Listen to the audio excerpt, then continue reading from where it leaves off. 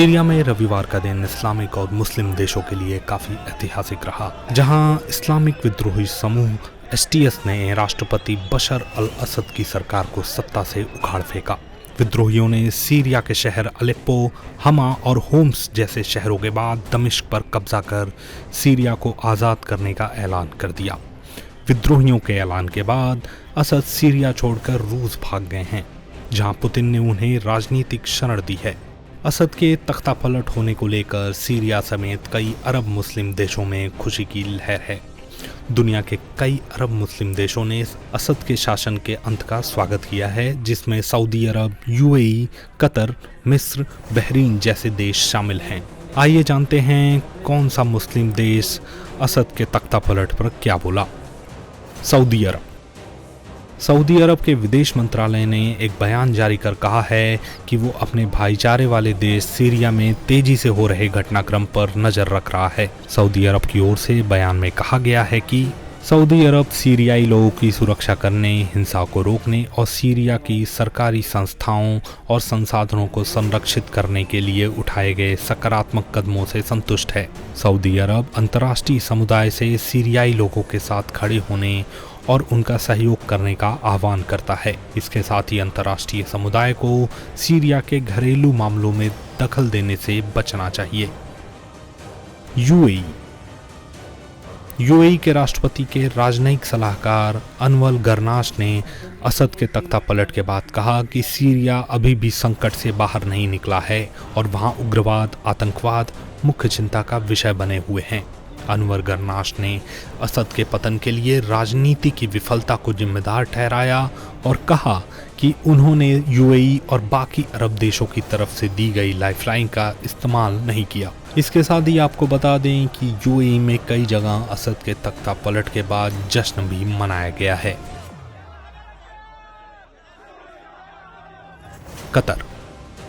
Qatar के विदेश मंत्रालय ने बशर अल असद की सत्ता जाने को लेकर एक बयान जारी किया है। बयान में कतर ने कहा कि वो सीरिया के घटनाक्रम पर बारीकी से नजर रख रहा है। कतर ने साथ ही कहा कि सीरिया को अराजकता में फंसाने से बचाने के लिए राष्ट्रीय संस्थाओं और देश की एकता बनी रहनी चाहिए। कतर ने कहा कि कतर अंतर्राष्ट्रीय वैधता और संयुक्त राष्ट्र सुरक्षा परिषद के प्रस्ताव 2254 के अनुसार सीरियाई संकट को समाप्त करने के अपने रुख को दोहराता है, ताकि सीरियाई लोगों के हित पूरे हो सकें और उनके देश में एकता, संप्रभुता और आज़ादी सुरक्षित रहे। बहरीन के विदेश मंत्रालय ने एक बयान जारी कर कहा है कि सीरिया के घटनाक्रम पर वो बारीकी से नज़र बनाए हुए है और वो सीरिया की सुरक्षा, स्थिरता, संप्रभुता और क्षेत्रीय अखंडता के प्रति अपनी प्रतिबद्धता पर जोर देता है। मिस्र के विदेश मंत्रालय ने कहा है कि उनका देश सीरिया में हो रहे बदलावों पर बड़ी दिलचस्पी से नजर रख रहा है और सीरिया की संप्रभुता, क्षेत्रीय अखंडता और वहां के लोगों की एकता के प्रति अपना समर्थन जताता है। जॉर्डन के शाही कोर्ट की ओर से एक बयान जारी किया गया है, जिसमें जॉर्डन के किंग अब्दुल्ला सेकंड ने कहा कि उनका देश सीरियाई लोगों के साथ खड़ा है और उनकी इच्छा और पसंद का सम्मान करता है। यमन में राष्ट्रपति के लीडरशिप काउंसिल ने बशर अल असद के पतन के लिए सीरियाई लोगों को बधाई दी है। यमन ने कहा कि वो सीरिया की क्षेत्रीय अखंडता का समर्थन करते हुए उसकी स्वतंत्रता तथा सीरियाई लोगों की स्वतंत्रता, परिवर्तन, शांति, सुरक्षा और स्थिरता की इच्छा रखता है। इराक ने कहा कि इराक सीरिया में हो रहे घटनाक्रम पर नजर रख रहा है। इसके साथ ही इराक ने सीरिया के घरेलू मामलों में हस्तक्षेप न करने और किसी एक पक्ष को दूसरे के मुकाबले अधिक समर्थन न देने के महत्व पर बल दिया है। इराक ने साथ ही कहा कि इस तरह के हस्तक्षेप से केवल संघर्ष और विभाजन ही बढ़ेगा। रूस की समाचार एजेंसी के मुताबिक असद और उनका परिवार रविवार को सीरिया से भागकर मॉस्को पहुंचा है, जहां रूस ने उन्हें राजनीतिक शरण देने की पेशकश की है। इससे पहले विद्रोही समूह एसटीएस ने राजधानी दमिश्क पर कब्जा कर लिया था। असद के सत्ता से बेदखल होने के साथ ही सीरिया में असद परिवार के शासन का अंत हो गया है, जो 1963 से सीरिया पर शासन कर रहा था। कई कारण हैं 2011 से वहां पे एक तरह से देखा जाए तो गृह युद्ध चल रहा था। पहले अपराइजिंग थी, अरब अपराइजिंग, जो प्रो डेमोक्रेसी के लोग थे वो लड़ रहे थे। फिर बाद में अलकायदा वहां पे आ गया, दाइश फिर आ गई, इन लोगों ने वहां पे खिलाफत कायम कर दी। वो कई साल रही, 2-3 साल, उसकी वजह से सब बर्बाद हो गया, इराक भी और सीरिया भी। फिर उसके अलावा ये भी था कि तब से इनका पूरा कंट्रोल तो था नहीं मुल्क के ऊपर। कभी कहीं प्रॉब्लम थी, कभी कुर्दिश की प्रॉब्लम थी, तो कभी ये मिलिटेंट ग्रुप इदलिब सिटी में काफ़ी स्ट्रांग थे। फिर इनका इंटरवेंशन बराबर रहता था।